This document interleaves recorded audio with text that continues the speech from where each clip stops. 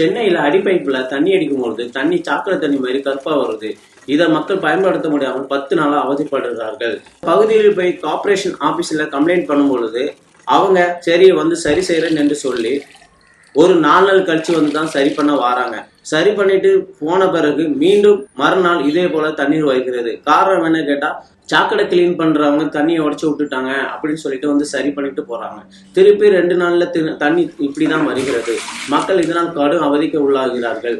அது மட்டும் இல்லாமல் அவங்க சமையலுக்கு இந்த தண்ணியை பயன்படுத்த முடியாமல் சமையலுக்கு கேன் வாட்டர் வாங்கி பயன்படுத்த முடிகிறது. இந்த பெரும்பாலும் இந்த பைப்பு தண்ணியை பயன்படுத்துவது மிடில் கிளாஸும் ஏழைகளும் தான் இருக்கிறார்கள். அவர்களால் 30 ரூபா கொடுத்து ஒரு கேன் வாட்டர் வாங்கி பயன்படுத்தி நம்ம சமையலுக்கு பயன்படுத்த முடியாது அவல நிலையில் உள்ளார்கள். மக்கள் குடிக்க தண்ணீரை சுத்தமான தண்ணீராக கொடுக்க வேண்டும். இல்லை என்றால் எல்லோரும் நோய்வாய்ப்பட்டு மறிக்கும் நிலைமைக்கு உள்ளாவார்கள்.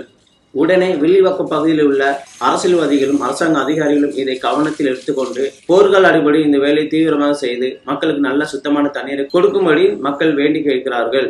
தமிழ்நாடு முதலமைச்சர் மு.க.ஸ்டாலின் அவர்கள் மக்கள் ஒரு கோரிக்கை வைக்கிறார்கள். எங்களுக்கு சுத்தமான தண்ணீரை கொடுங்கள். பொதுமக்களுக்கு சேவை செய்வதற்காக கார்ப்பரேஷன் அதிகாரிகளை உருவாக்கி வைத்திருக்கிறார்கள்.